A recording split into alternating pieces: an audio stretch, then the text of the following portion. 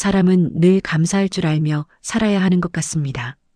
오늘의 사연은 감사할 줄 모르고 시건방진 며느리의 이야기입니다. 구독과 좋아요는 큰 힘이 됩니다. 저는 25에 결혼해서 평생 부동산 임대업으로 살아왔습니다. 남편과 함께 건물 하나씩 모으고 세입자들 관리하고 그렇게 60을 넘겼죠. 화려하진 않았지만 착실했어요. 우리 부부는 그렇게 아들 하나 키우고 이제 그 아들이 결혼을 한다고 했습니다. 며느리 이름은 세아였어요. 처음 본 날 참 예쁘다고 생각했습니다. 하얀 피부에 긴 생머리, 웃을 때마다 보조개가 패였죠. 성준이가 좋아할 만했어요. 식사 자리에서 세아는 제 눈을 똑바로 보며 말했습니다. 어머님, 저 필라테스 강사 자격증 있어요. 결혼하고 나면 제 스튜디오 차리는 게 꿈이에요. 목소리가 참 맑았어요. 저는 고개를 끄덕였습니다. 그래, 좋은 꿈이네. 젊은 사람들은 자기 일 해야지. 결혼식이 끝나고 한 달쯤 지났을까요? 저는 세아를 불렀습니다. 강남역 근처에 제 건물 하나가 있었어요. 1층 상가가 비어 있었죠. 원래는 프랜차이즈 카페 유치하려고 했는데 생각을 바꿨습니다. 세아야, 여기서 스튜디오 해보는 게 어때? 세아의 눈이 커졌어요. 믿을 수 없다는 표정이었죠. 어머님. 진짜요? 보증금은 내가 낼게. 초기 인테리어 비용이랑 운영 자금도 지원해 줄 수 있어. 대신 잘해야 돼. 내 꿈이잖아. 세아는 그 자리에서 울음을 터뜨렸습니다. 제 손을 꼭 잡고 흔들었어요. 어머님, 정말 감사해요. 평생 이 은혜 잊지 않을게요. 진짜 열심히 할게요. 눈물이 진짜였는지 가짜였는지는 아직 몰랐습니다. 아니, 그때는 진짜라고 믿고 싶었죠. 계약서를 쓸 때도 저는 일부러 느슨하게 했어요. 건물과 보증금은 제 명의지만 운영은 전적으로 세아에게 맡겼습니다. 수익 배분도 관대하게 해줬죠. 이익의 70%는 세아가 가져가고 30%만 저한테 주기로 했어요. 사실 건물주 입장에선 손해였습니다. 하지만 며느리잖아요. 가족인데 너무 깐깐하게 할 필요 있나 싶었어요. 스튜디오 인테리어는 제법 괜찮았습니다. 세아가 고른 벽지며 조명이며 취향이 확실했어요. 오픈날 세아는 인스타그램에 사진을 도배했죠. 강남 필라테스 스튜디오, 사장님 생활 시작 같은 해시태그가 주렁주렁 달렸습니다. 첫 달에는 회원이 잘 안 모였어요. 예상한 일이었죠. 신생 스튜디오가 처음부터 잘 되는 법은 없으니까요. 저는 세아에게 조언했습니다. 조급해하지 마. 입소문은 천천히 나는 거야. 수업 질 좋게 하고 회원들 관리 잘하면 돼. 세아는 고개를 끄덕였어요. 네, 어머님. 걱정 마세요. 저 진짜 열심히 할게요. 그런데 장부를 보니 이상했습니다.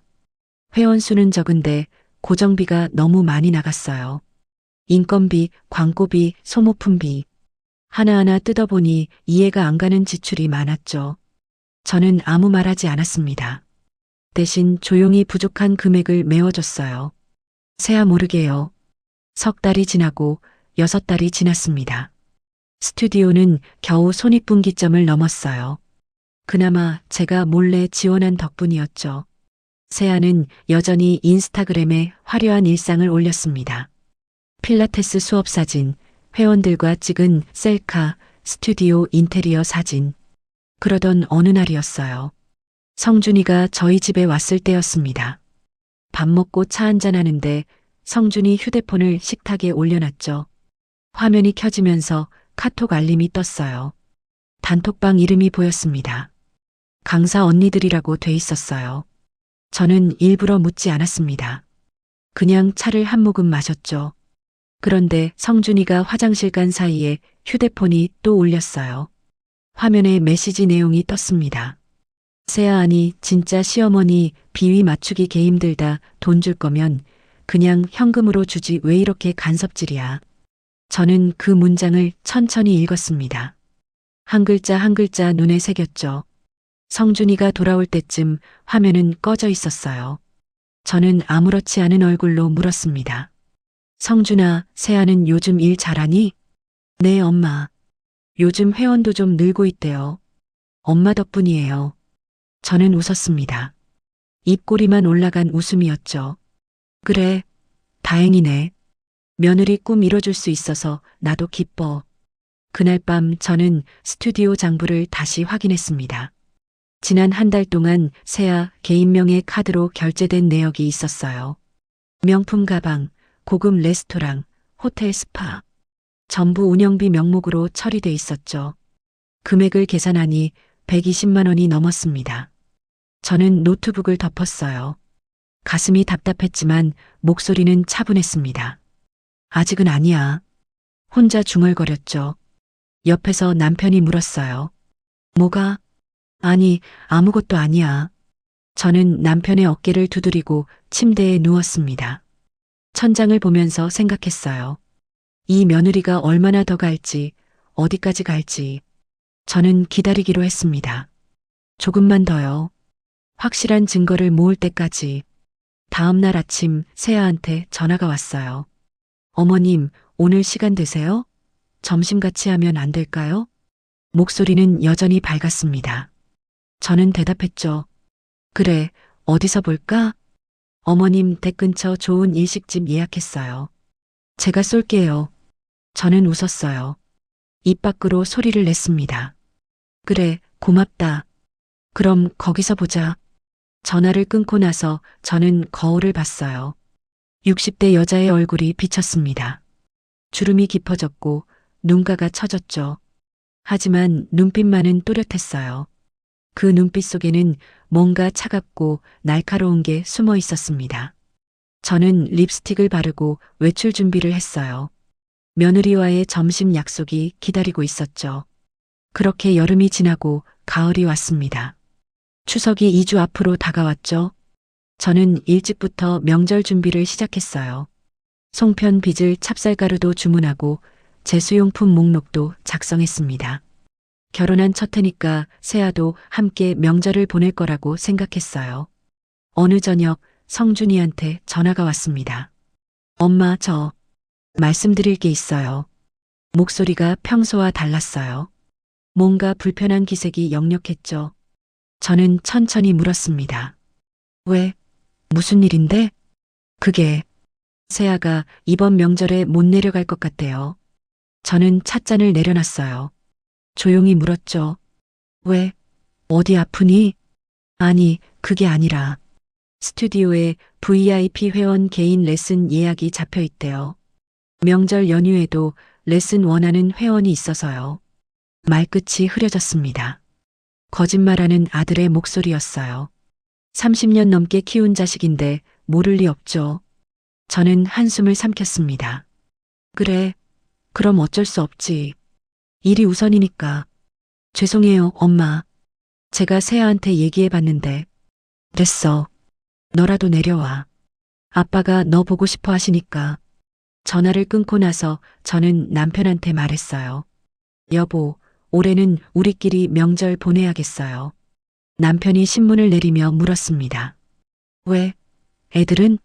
성준이는 온대요. 세아는 일 때문에 못 온대요. 남편은 잠시 말이 없었어요. 그러더니 한마디 했죠. 결혼한 첫 해인데. 그러게요. 뭐 요즘 젊은 사람들은 다 그런가 봐요. 저는 담담하게 대답했습니다. 화를 낼 이유가 없었어요. 예상했던 일이었으니까요. 그날 밤 저는 세아의 인스타그램을 확인했습니다.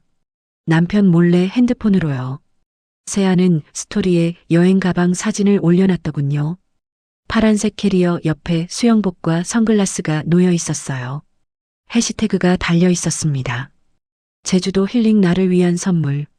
저는 화면을 천천히 스크롤했어요. 댓글이 달려 있었죠. 세아의 친구들이 부러워하는 내용이었습니다. 언니 부럽다, 나도 데려가, 같은 말들이요.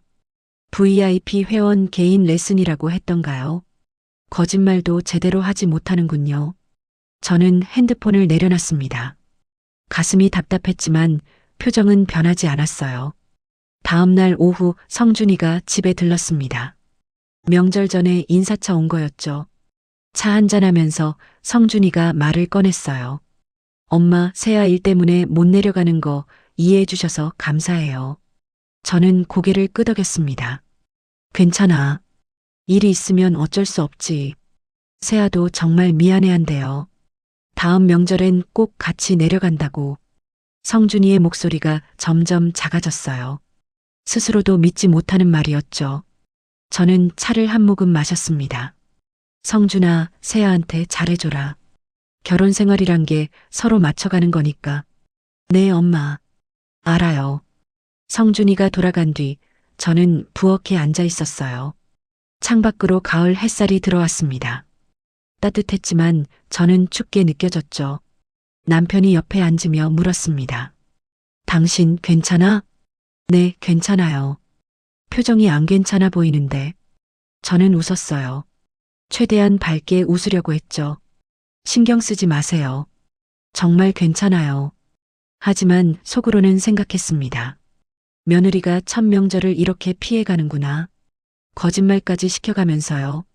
제주도 여행이 VIP 레슨보다 중요한 모양이죠. 명절 사흘 전이었어요. 저는 송편을 빚기 시작했습니다. 찹쌀가루를 반죽하고 소를 넣고 하나하나 모양을 빚었죠. 손이 아팠지만 멈출 수 없었어요. 명절엔 송편이 있어야 하니까요. 남편이 옆에서 물었습니다. 그렇게 많이 빚어서 어떡하려고? 성준이 좋아하잖아요. 많이 싸서 보낼 거예요. 새아 것도 싸줄 거야? 저는 손을 멈추지 않았어요. 당연하죠. 며느리인데. 송편을 다 빚고 나서 저는 택배 상자를 준비했습니다. 송편을 예쁘게 담고 보냉팩을 넣었어요. 성준이 집 주소를 적으면서 잠깐 멈칫했죠. 새아가 이걸 받을까? 아니면 귀찮다고 버릴까? 상자를 테이핑하면서 저는 생각했습니다.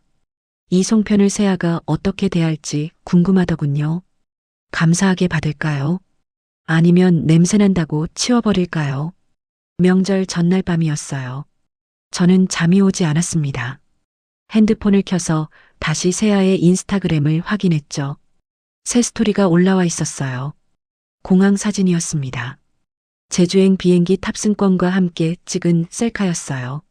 새아의 얼굴은 환하게 웃고 있었습니다.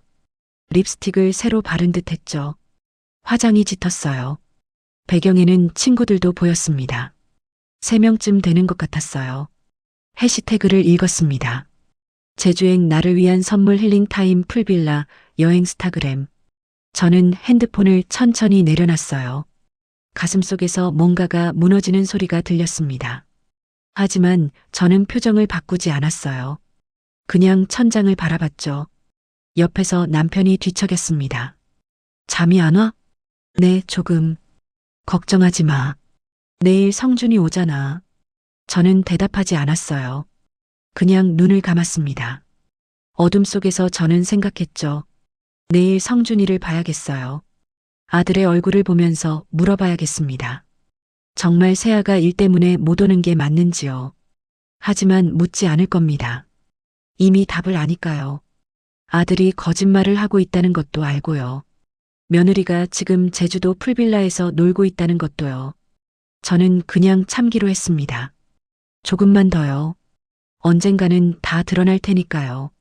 급할 것 없었어요. 시간은 제 편이었습니다. 명절 아침이 밝았어요. 저는 일어나서 제사 준비를 시작했습니다.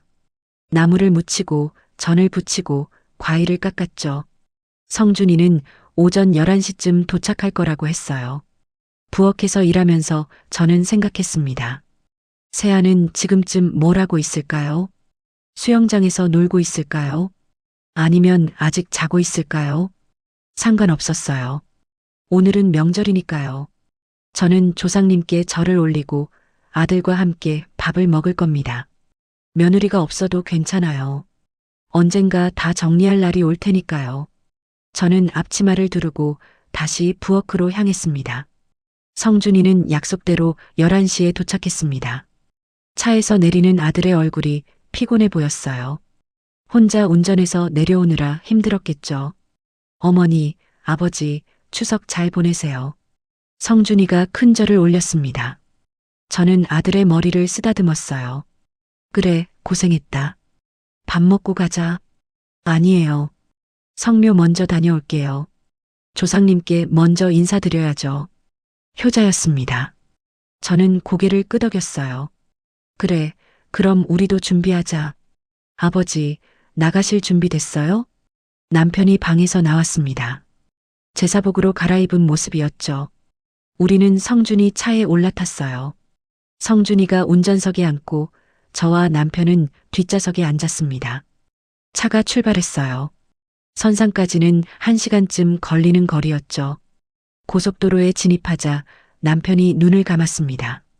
저도 눈을 감았어요. 사실 어젯밤에 잠을 제대로 못 잤거든요. 차 안은 조용했습니다. 라디오 소리만 잔잔하게 흘러나왔어요. 성준이는 운전에 집중하고 있었죠.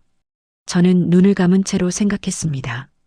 세아는 지금 제주도에서 뭘 하고 있을까요?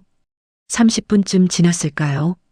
갑자기 전화벨 소리가 차 안에 울렸습니다. 블루투스로 연결된 소리였어요. 발신자 이름이 차량 화면에 떴죠. 세아였습니다. 저는 눈을 뜨지 않았어요. 그냥 귀를 기울였습니다. 성준이가 조심스럽게 통화 버튼을 눌렀어요. 여보세요? 세아의 목소리가 스피커로 퍼졌습니다. 약간 들뜬 목소리였어요. 오빠, 차에 혼자야? 부모님은?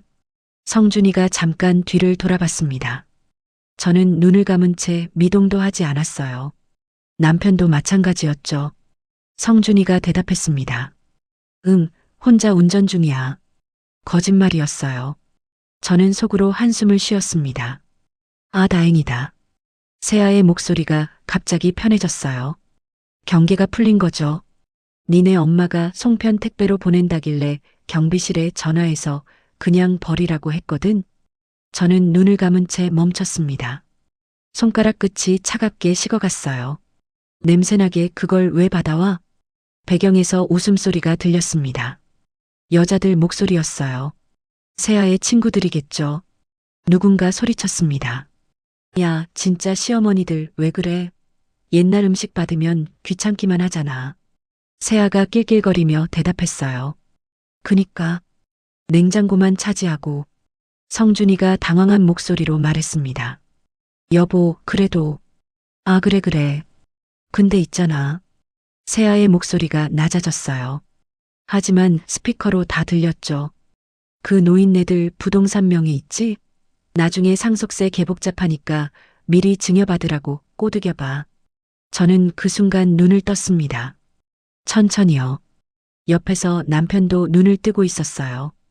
우리는 서로를 봤습니다. 남편의 얼굴이 굳어 있었죠. 성준이가 황급히 말했습니다. 여보, 나 지금. 어차피 니네 거 될 건데 세금으로 날리면 억울하잖아. 내가 아는 언니가 세무사인데 물어봤거든. 증여세가 상속세보다. 저는 앞좌석 등받이를 톡톡 두드렸습니다. 성준이가 화들짝 놀라며 백미러로 저를 봤어요. 저는 조용히 말했습니다. 끊지 마라. 끝까지 들어보자. 성준이의 얼굴이 새하얗게 질렸어요.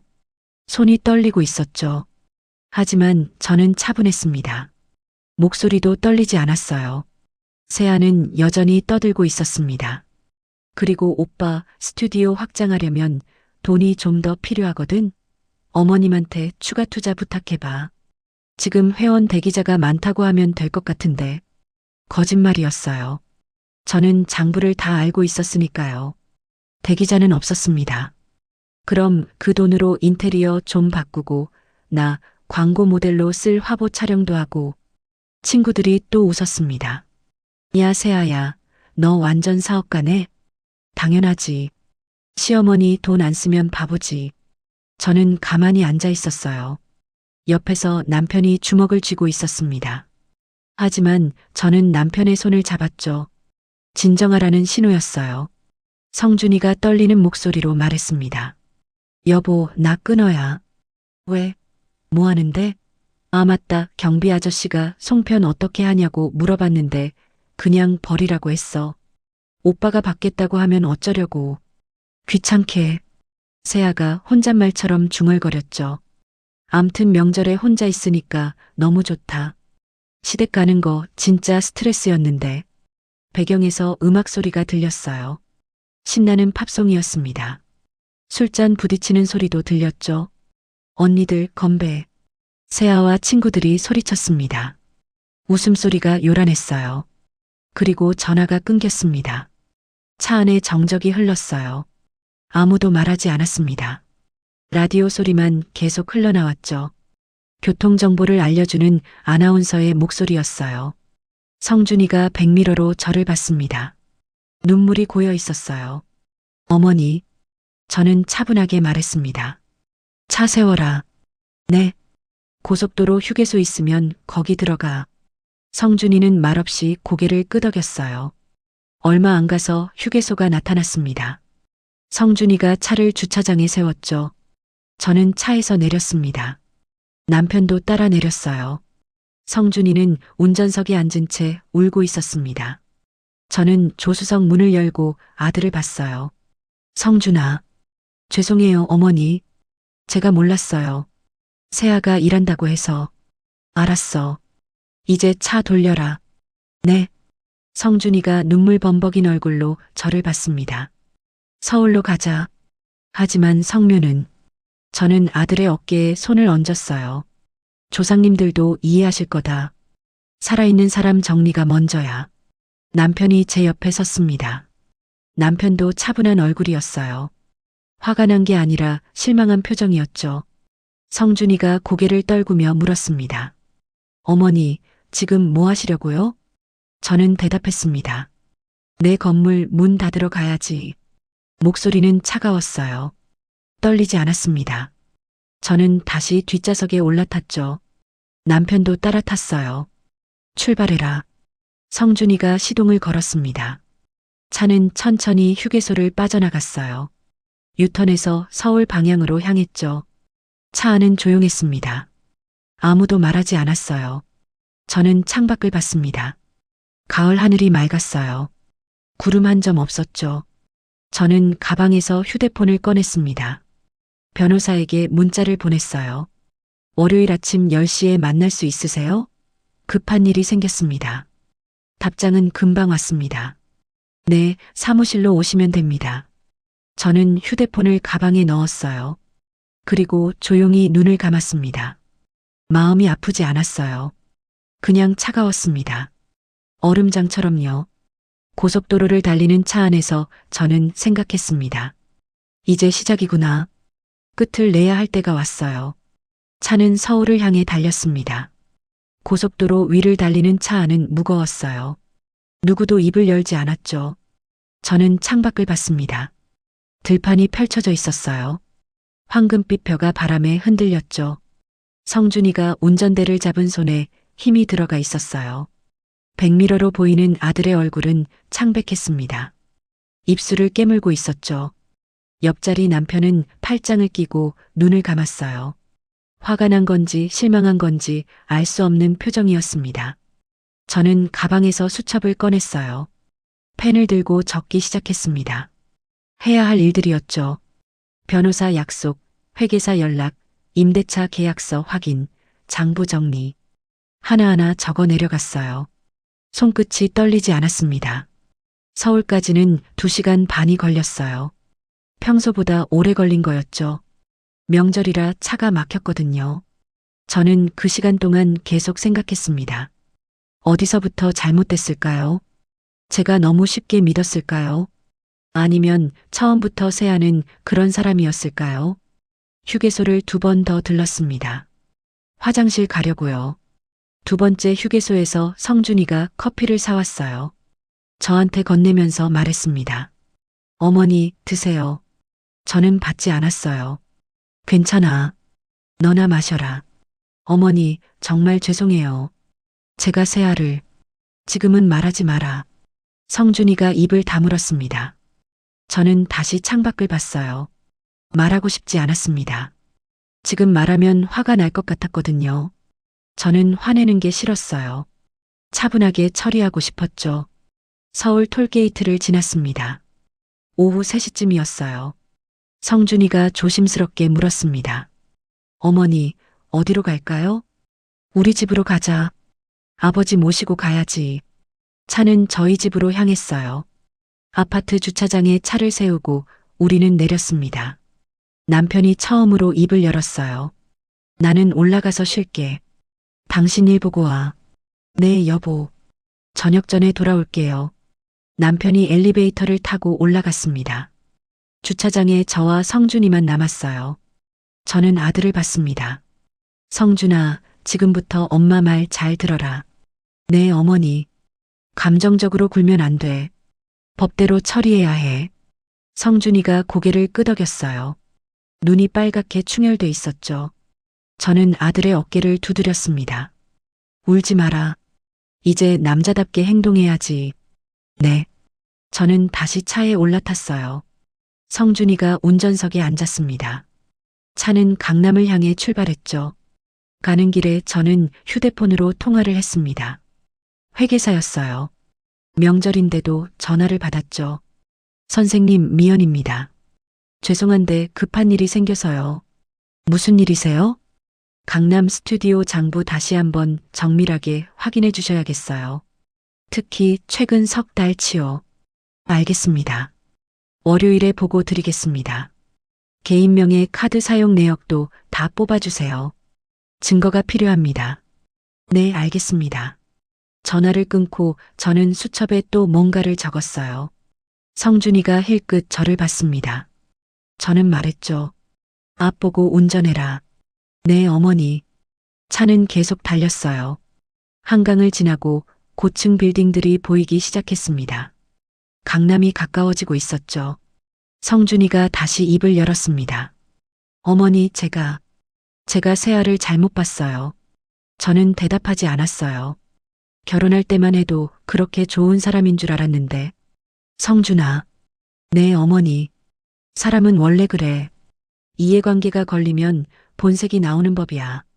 그래도 저한테는 잘해줬거든요. 저는 쓴웃음을 지었어요. 너한테 잘해준 게 아니라 우리 재산한테 잘해준 거지. 성준이가 아무 말도 하지 못했습니다. 저는 계속 말했어요. 엄마가 투자 안 했으면 세아가 너한테 그렇게 잘해줬을까? 생각해봐라. 죄송합니다, 어머니. 사과는 나중에 해도 돼. 지금은 정신 똑바로 차려야지. 차가 스튜디오 앞에 도착했습니다. 주차를 하고 저는 건물을 올려다봤어요. 제 건물이었죠. 10년 전에 산 건물이었습니다. 당시에는 이 동네가 이렇게 비싸지 않았어요. 지금은 몇 배로 올랐죠. 1층에 필라테스 스튜디오 간판이 보였습니다. 핑크색 네온 사인이었어요. 세아가 고집해서 단 거였죠. 저는 그 간판을 한참 봤습니다. 저 간판도 내일 내려야겠네.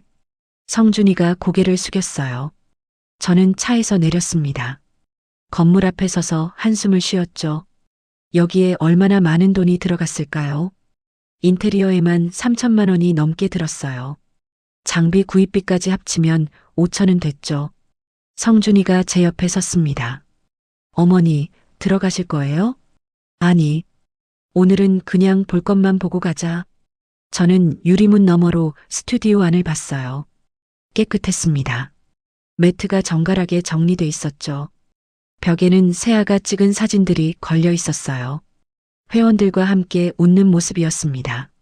저는 휴대폰을 꺼내서 사진을 몇 장 찍었어요. 증거용이었죠. 그리고 성준이를 봤습니다. 차량 블랙박스 영상 있지? 네, 어머니. 있어요. 그거 백업 좀 해라. 여러 곳에 저장해놔. 이미 했습니다. 휴대폰이랑 노트북에도 저장했어요. 잘했네. 저는 다시 건물을 봤어요. 이 건물에서 세아를 내보내야 합니다. 깔끔하게요. 감정 없이요. 저는 할 수 있었어요. 가자. 집에 가서 서류 준비해야지. 우리는 차에 다시 올라탔습니다. 돌아오는 길도 조용했어요. 하지만 아까와는 달랐죠. 성준이의 얼굴에서 변화가 보였습니다. 다짐하는 표정이었어요. 신호등 앞에서 성준이가 말했습니다. 어머니, 저도 도와드릴게요. 제가 할 수 있는 거 뭐든지요. 저는 고개를 끄덕였어요. 그래. 내가 해야 할 일이 많아. 내 아내잖아. 내가 마무리해야지. 네, 알겠습니다. 차는 다시 저희 집으로 향했습니다. 해가 기울고 있었어요. 저녁 무렵이 되어가고 있었죠. 집에 도착해서 저는 서재로 갔습니다. 파일 캐비닛을 열고 서류를 꺼냈어요. 임대차 계약서, 투자 계약서, 은행 입금 내역. 다 있었습니다. 저는 서류를 하나하나 확인했죠. 성준이가 문 앞에 서 있었어요. 어머니, 저 집에 가볼게요. 세아한테 연락은 하지 않을게요. 그래, 조용히 있어라. 월요일까지는. 네, 알겠습니다. 성준이가 돌아갔습니다. 저는 혼자 서재에 앉아 있었어요. 창밖으로 서울 야경이 보였습니다. 불빛들이 반짝였죠. 저는 서류를 가지런히 정리했어요. 월요일이 기다려졌습니다. 그날이 오면 모든 게 시작될 거예요. 끝의 시작이요. 남편이 저녁을 차려놨다며 불렀습니다. 저는 서재를 나왔어요. 식탁에는 간단한 음식이 차려져 있었죠. 우리는 말없이 저녁을 먹었습니다. 당신 괜찮아? 남편이 물었어요. 저는 고개를 끄덕였습니다. 네, 괜찮아요. 이제 시작이니까요. 내가 뭘 도와줄까? 그냥 옆에 있어 주세요. 그것만으로 충분해요. 남편이 제 손을 잡았습니다. 따뜻했어요. 저는 그제야 조금 안심이 됐죠. 혼자가 아니구나. 그 생각이 들었습니다. 명절 연휴가 끝났습니다. 화요일 아침이었어요. 저는 일찍 일어나 정장을 입었습니다. 검은색 재킷에 흰 블라우스, 진주 목걸이를 했죠. 거울을 보니 60대 여성 사업가의 모습이었어요. 화장도 평소보다 진하게 했습니다.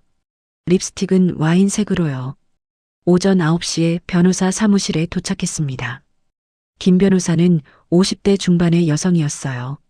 저와 오래 알고 지낸 사이였죠. 그는 서류를 펼쳐놓고 설명했습니다. 사모님, 임대차 계약서상 중대한 배임 행위 발생 시 즉시 해지 가능하다는 조항이 있습니다. 횡령이 증명되면 문제 없어요. 저는 고개를 끄덕였어요. 회계사 선생님이 보내신 자료 확인했습니다. 개인용도 지출이 명확하네요. 회계사가 보낸 파일을 변호사가 보여줬습니다. 엑셀 시트였어요. 세아의 개인 카드 사용 내역이 빼곡했죠. 명품 매장, 고급 레스토랑, 호텔 스파. 전부 스튜디오 운영비 명목으로 처리돼 있었습니다. 총액이 1,200만 원이 넘습니다. 변호사가 말했어요. 저는 숫자를 확인했습니다. 정확했죠. 이 정도면 횡령죄 성립됩니다. 고소 가능해요. 아직은 고소까지 가고 싶지 않아요. 일단 자진 반납 기회를 줄게요. 변호사가 고개를 끄덕였습니다. 알겠습니다. 해지 통보서랑 투자금 반환 요구서 준비했어요. 서명하시면 됩니다. 저는 서류를 읽었어요. 법률 용어가 빼곡했지만 이해할 수 있었습니다. 펜을 들어 서명했죠. 또박또박 제 이름을 썼어요.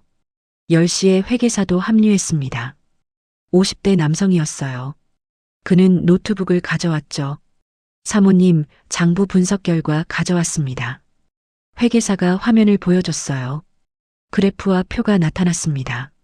최근 석 달간 적자가 평균 200만 원씩 발생했습니다. 하지만 매출은 늘었어요. 그게 무슨 말이에요? 수입은 증가했는데 지출이 더 많이 늘었다는 뜻입니다. 불필요한 지출이 많았어요. 저는 화면을 자세히 봤습니다. 숫자들이 명확하게 보였어요. 증거로 쓸 수 있겠어요? 물론입니다. 법정에서도 통용되는 자료예요.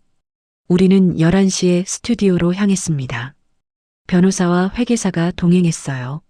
성준이도 합류했습니다. 아들은 어젯밤 잠을 못 잔 듯 했어요. 눈밑이 거뭇했죠. 엄마, 세아한테 연락했어요. 스튜디오로 오라고요. 뭐라고 하던가? 무슨 일이냐고 물었는데 그냥 오라고만 했습니다. 잘했어. 우리는 건물 앞에 도착했습니다. 저는 열쇠로 문을 열었어요. 스튜디오 안으로 들어갔죠. 변호사와 회계사가 따라 들어왔습니다. 어머님, 여기 앉으세요. 성준이가 의자를 내왔어요. 저는 앉았습니다. 변호사는 제 옆에, 회계사는 반대편에 섰죠. 우리는 세아를 기다렸어요. 30분쯤 지났을까요? 문이 열리며 세아가 들어왔습니다. 캐리어를 끌고 있었어요. 제주도에서 막 돌아온 모양이었죠. 얼굴이 그을렸습니다. 화장은 지워진 상태였어요. 세아가 우리를 보고 멈칫했습니다. 표정이 굳었죠. 어머님? 무슨 일이세요? 목소리가 떨렸어요. 저는 일어서지 않았습니다. 그냥 앉아서 세아를 봤죠. 제주도 여행 잘 다녀왔니? 세아의 얼굴이 하얗게 질렸습니다. 그게 VIP 회원 레슨 있다며? 명절에도 일한다고 했잖아. 세아가 입술을 깨물었어요. 대답하지 못했죠. 저는 계속 말했습니다. 풀빌라에서 친구들이랑 술 마시느라 바빴지? 어머님, 그건. 변호사가 서류 봉투를 꺼냈습니다. 세아 앞으로 밀었어요. 이게 뭐예요? 세아가 떨리는 손으로 봉투를 열었습니다. 서류를 꺼내 읽기 시작했죠. 얼굴이 점점 창백해졌어요. 임대차 계약 해지 통보서, 투자금 반환 요구서. 세아가 고개를 들어 저를 봤습니다. 눈에 당황한 기색이 역력했어요. 어머님, 갑자기 이게 무슨... 회계사가 끼어들었습니다. 세아 씨, 최근 석 달간 스튜디오 운영 자금 중 약 1,200만 원이 개인 명품 구매 및 사적 용도로 유출됐습니다. 노트북 화면을 돌려 보여줬어요.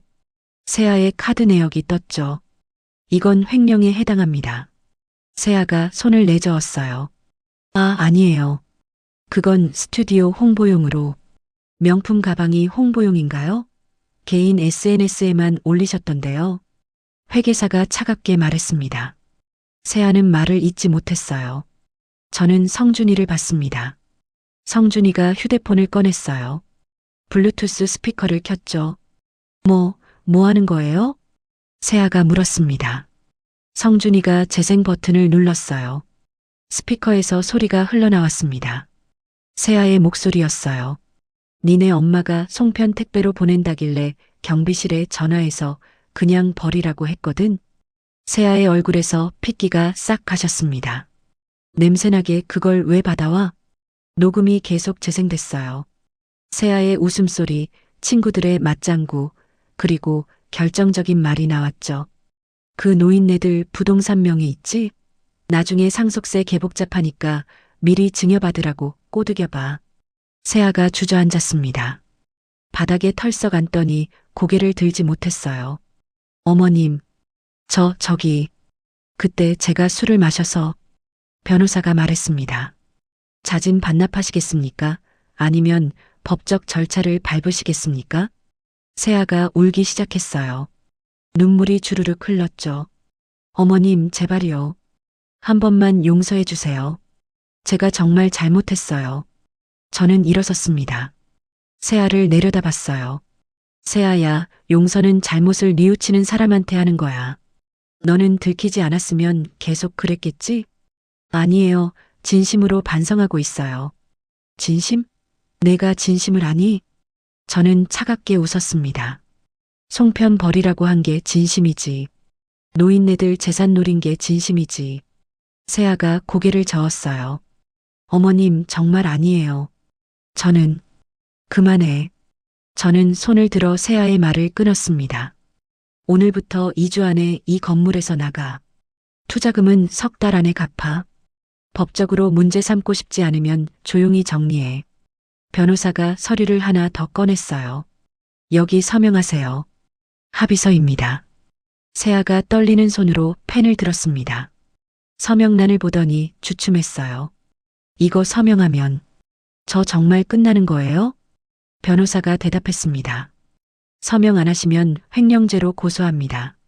선택하세요. 세아는 결국 서명했어요. 삐뚤빼뚤한 글씨였습니다. 손이 떨려서 제대로 쓰지 못한 거였죠. 저는 돌아섰습니다. 가자. 변호사와 회계사가 따라왔어요. 성준이도 뒤따랐습니다. 문을 나서며 저는 뒤돌아봤어요. 세아가 바닥에 주저앉아 울고 있었습니다. 저는 문을 닫았습니다. 그리고 밖으로 걸어 나왔죠. 가슴이 답답했지만 후회는 없었어요. 해야 할 일을 한 것뿐이었습니다. 차에 올라타며 성준이가 물었습니다. 엄마, 괜찮으세요? 저는 고개를 끄덕였어요. 괜찮아. 이제 시작일 뿐이야. 차는 출발했습니다. 저는 창밖을 봤어요. 하늘이 맑았습니다. 일주일이 지났습니다. 스튜디오는 폐업 절차에 들어갔어요. 간판이 내려졌고 회원들에게 환불 공지가 나갔죠. 세아는 매일 성준이한테 전화했습니다. 저는 아들한테서 들었어요. 엄마, 세아가 계속 연락해요. 뭐라고 하던가? 용서해 달래요. 진짜 잘못했다고 다시 시작하고 싶대요. 성준이의 목소리가 흔들렸어요. 저는 물었습니다. 너는 어떻게 할 거니? 모르겠어요. 그래도 아내인데. 저는 한숨을 쉬었습니다. 아직도 우유부단하더군요. 성준아, 내 인생이야. 내가 결정해야지. 네, 알겠습니다. 전화를 끊고 나서 저는 생각했어요. 아들이 약해지면 안 되는데, 세아의 눈물에 넘어가면 안 되는데, 그때였습니다. 저한테 낯선 번호로 전화가 왔어요. 여보세요? 사모님, 저 지연이라고 합니다. 세아 친구예요. 젊은 여자 목소리였습니다. 저는 긴장했죠. 무슨 일이세요? 사모님께 보여드릴 게 있어서요. 만날 수 있을까요? 저는 시간과 장소를 정했습니다. 다음 날 오후 조용한 카페에서 만나기로 했어요. 약속 시간에 나타난 지연은 20대 후반으로 보이는 여자였습니다. 깔끔한 차림이었어요. 저는 커피를 주문하고 앉았죠. 무슨 얘기를 하고 싶은 거죠? 지연이 휴대폰을 꺼냈습니다. 화면을 제게 보여줬어요. 이거 보셨으면 해서요. 단톡방 대화 내용이었습니다. 저는 천천히 읽었어요. 세아, 아 진짜 빡쳐 시어머니가 갑자기 왜 이래. 친구 일 무슨 일 있어? 세아, 스튜디오 뺏어간대 키읔키읔 횡령이라나 뭐라나. 친구이 헐 대박. 세아 바보 같은 남편 덕에 공짜로 놀다 걸렸네. 세아 이혼 위자료나 뜯어내야지 얼마 받을 수 있을까. 저는 화면을 보며 숨이 막혔습니다. 지연이 조용히 말했어요. 세아가 원래 이런 애예요. 사모님한테 미안해서 보여드리는 거예요. 왜 미안한데요? 친구잖아요. 친구라고 생각했는데 세아는 저한테도 돈 빌려가고 안 갚았거든요. 50만 원인데.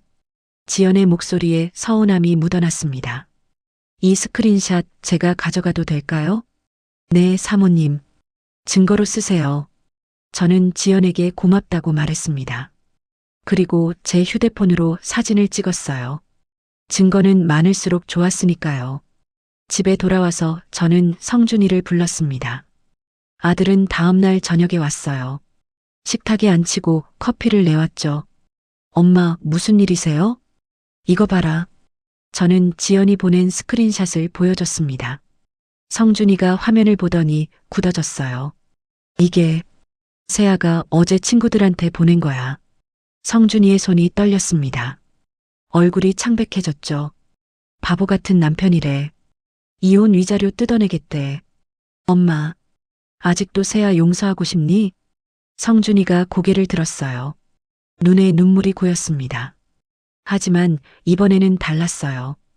분노가 섞인 눈물이었죠. 엄마, 이혼할게요. 확실하니? 네. 이제 확실해요. 성준이가 자리에서 일어났습니다. 주먹을 쥐고 있었어요. 제가 처리할게요. 집에서 나가라고 할게요. 잘 생각했어. 성준이가 돌아간 다음 날이었습니다. 아들한테서 전화가 왔어요. 엄마, 세아한테 말했어요. 이혼하자고. 뭐래? 울면서 싫다고 했어요. 그런데 저 마음 안 변해요. 잘했어. 집에서 나가라고 했더니 SNS에 글 올린대요. 시댁의 갑질이라고요. 저는 예상했던 일이었습니다. 올리게 내버려둬. 내가 처리할게. 저는 변호사한테 전화했어요. 상황을 설명했죠. 변호사가 말했습니다. 내용 증명 보내드릴게요. 명예훼손 및 업무방해로 고소 예정이라고요. 빨리 부탁드려요. 이틀 후였습니다. 세아가 올린 SNS 글이 삭제됐어요. 성준이가 확인해줬죠. 엄마, 글 내려갔어요. 그럴 줄 알았어. 저는 다음 단계로 넘어갔습니다. 세아의 친정 부모님께 편지를 보내기로 했어요. 편지지에 정중하게 썼습니다. 사돈 어른께로 시작했죠. 세아가 어떤 일을 했는지, 증거는 무엇인지 차근차근 적었어요. 녹음 파일도 USB에 담았습니다. 스크린샷도 인쇄해서 동봉했죠. 편지 마지막에 이렇게 썼습니다. 따님을 미워하는 것이 아닙니다. 다만 진실을 알리고 싶었습니다. 부모된 마음을 헤아려 주시길 바랍니다. 봉투에 넣고 등기로 보냈어요. 일주일 후 세아의 어머니한테서 전화가 왔습니다. 사모님, 저 세아 어머니입니다. 목소리가 떨리고 있었어요. 네, 사모님. 정말 죄송합니다. 제가 딸을 잘못 키웠어요. 괜찮습니다. 얼굴 보기 부끄럽습니다. 딸한테 제대로 말했어요. 이제 우리도 모르겠어요. 전화를 끊고 나서 저는 창밖을 봤습니다. 비가 내리고 있었어요. 성준이한테서 또 전화가 왔습니다. 엄마, 세아가 집 나갔어요. 어디로 갔대? 모르겠어요. 짐 싸서 나갔어요. 친정에도 안 받아준대요. 저는 아무 말도 하지 않았습니다. 예상했던 일이었으니까요. 한 달이 지났습니다. 이혼 조정이 법원에서 진행됐어요. 세아는 변호사도 없이 혼자 왔습니다. 초라한 모습이었죠. 화장기 없는 얼굴, 낡은 옷. 조정실에서 판사가 물었습니다. 합의 보셨죠? 위자료 없이 이혼, 재산 분할 없음. 세아가 고개를 끄덕였어요. 네. 동의하십니까? 네, 동의합니다. 목소리가 작았습니다. 저는 옆에서 지켜봤어요. 가슴이 아프지 않았어요. 그냥 담담했죠. 조정이 끝나고 나왔습니다. 복도에서 세아와 마주쳤어요. 세아가 저를 보더니 고개를 숙였습니다. 어머님, 저는 그냥 지나쳤습니다. 돌아보지 않았어요. 성준이가 제 옆에 섰습니다. 엄마, 괜찮으세요? 괜찮아. 이제 끝났으니까. 우리는 법원을 나왔어요. 밖은 화창했습니다. 가을 햇살이 따뜻했죠. 성준아, 배고프지? 밥 먹고 가자. 네, 엄마. 저는 아들과 함께 식당으로 향했습니다. 새로운 시작이었어요. 무너진 모래성 위에 다시 쌓아 올릴 시간이었죠. 그날 밤 저는 일기를 썼습니다. 오늘 세아를 마지막으로 봤다. 초라한 모습이었다. 하지만 동정하지 않았다. 스스로 선택한 길이니까. 이제 우리 가족은 평화를 찾을 것이다. 일기장을 덮고 저는 잠자리에 들었어요. 오랜만에 편안한 잠이었습니다. 1년이 흘렀습니다. 계절이 4번 바뀌었어요. 겨울이 지나고 봄이 왔고 여름과 가을을 거쳐 다시 겨울이 왔죠. 강남 스튜디오가 있던 자리는 이제 다른 모습이었습니다. 저는 그곳에 작은 갤러리를 열었어요. 중년 여성들을 위한 문화 공간이었죠. 그림도 전시하고 강연도 열고 차도 마실 수 있는 곳이었습니다. 입장료는 받지 않았어요. 누구나 올 수 있었죠. 동네 아주머니들이 자주 들렀습니다. 커피 한잔하면서 그림 구경하고 가셨어요. 저는 그분들과 이야기 나누는 게 좋았습니다. 사장님, 여기 참 좋아요. 마음이 편해져요. 한 아주머니가 말씀하셨어요. 저는 웃었습니다. 자주 오세요. 언제든 환영이에요. 수익은 거의 없었어요. 건물이 제 거니까 임대료는 없었지만 운영비는 나갔죠. 하지만 상관없었습니다. 돈 때문에 하는 일이 아니었으니까요. 성준이는 달라졌어요. 이혼 후 정신을 차렸죠. 회사 일에 집중했습니다. 승진도 했어요. 대리에서 과장이 됐습니다. 매달 통장으로 돈이 들어왔어요. 50만 원씩이었죠. 성준이가 빌려갔던 돈을 갚는 거였습니다. 저는 그 돈을 따로 모았어요. 나중에 성준이가 재혼하면 주려고요. 주말이면 성준이가 집에 왔습니다. 저희 부부와 함께 저녁을 먹었죠. 엄마, 이거 드세요. 성준이가 백화점 쇼핑백을 내밀었어요. 좋은 한우였습니다. 괜히 돈 쓰지 말고. 엄마, 이제 저도 버는데요. 이 정도는 할 수 있어요. 성준이의 얼굴에서 자신감이 보였어요. 예전의 우유부단함은 사라졌습니다. 저는 기뻤죠. 우리 아들 다 컸네. 남편이 성준이 어깨를 두드렸습니다. 그래, 이제 어엿한 가장감이야. 아직 혼자인데요, 아버지. 언젠가는 좋은 사람 만날 거야.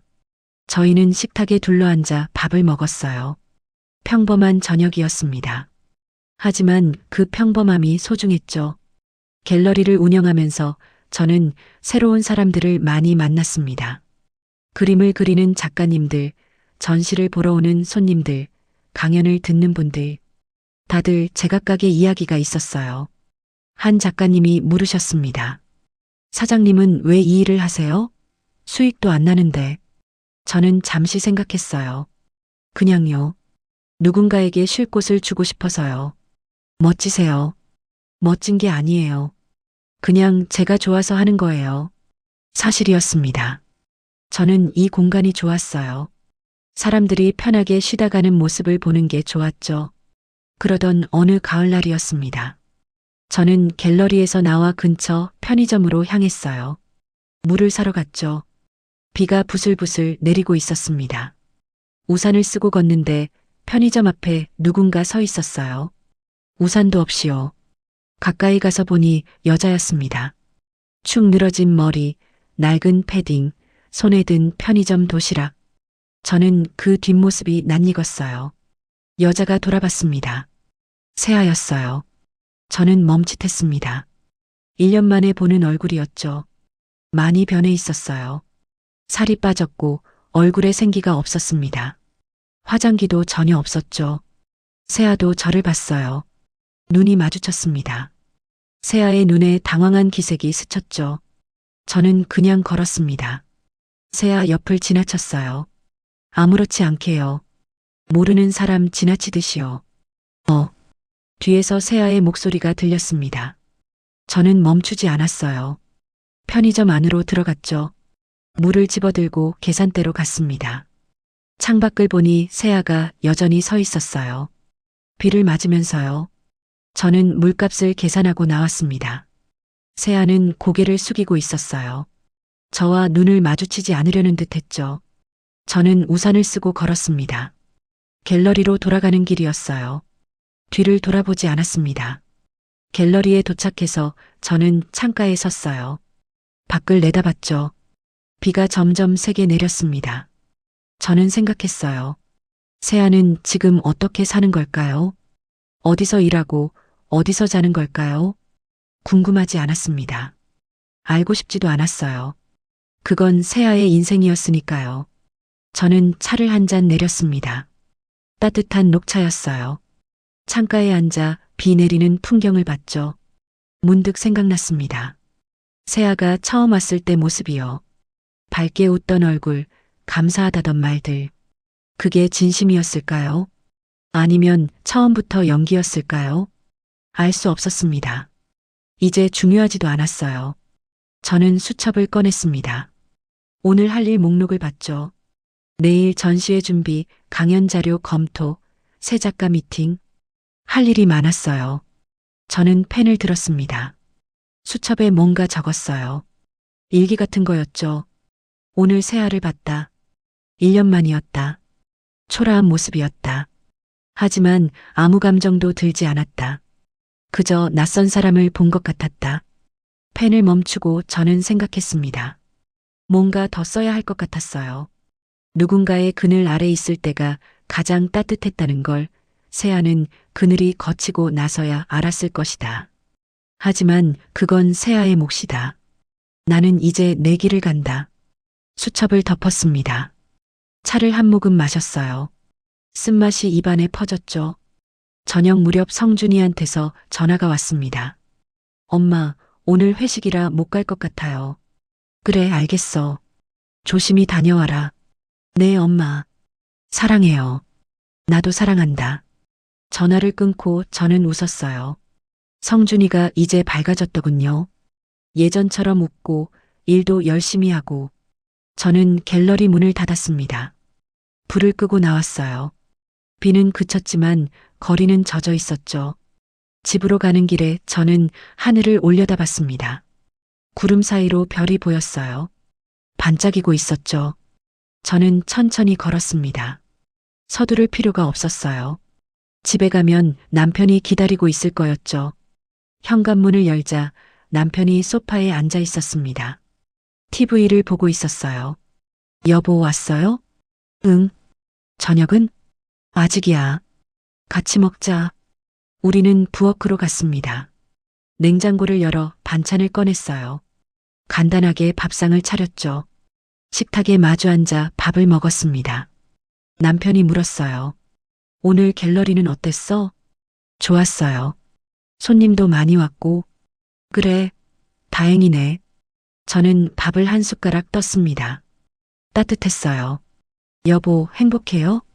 남편이 갑자기 물었습니다. 저는 고개를 들었어요. 네, 행복해요. 힘든 일도 있었는데. 그래도 괜찮아요. 이제 다 지나갔잖아요. 남편이 웃었습니다. 그래, 우리 이제 편하게 살자. 네, 그래요. 우리는 계속 밥을 먹었어요. 창밖으로 밤이 깊어가고 있었습니다. 고요한 밤이었죠. 저는 행복했어요. 진짜로요. 화려하지 않지만 평온한 일상이 있었고, 사랑하는 가족이 있었고, 제가 좋아하는 일이 있었으니까요. 세아는 어디선가 자기 길을 찾겠죠. 좋은 길이든 힘든 길이든 그건 세아의 선택이었어요. 저는 더 이상 세아를 생각하지 않기로 했습니다. 그 시간에 제 미래를 생각하는 게 나았으니까요. 식사를 마치고 설거지를 했어요. 남편이 옆에서 그릇을 닦았죠. 우리는 말없이 함께 일했습니다. 편안한 침묵이었어요. 설거지를 끝내고 저는 베란다로 나갔습니다. 밤 공기가 차가웠어요. 서울 야경이 펼쳐져 있었죠. 불빛들이 반짝였습니다. 저는 난간에 팔을 기댔어요. 깊게 숨을 들이마셨습니다. 그리고 천천히 내쉬었죠. 새로운 시작이었어요.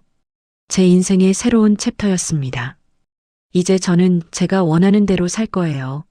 누구 눈치 보지 않고 제 방식대로요. 별이 또 반짝였습니다. 저는 그 별을 보며 미소 지었어요. 내일은 또 어떤 하루가 기다리고 있을까요? 기대됐습니다.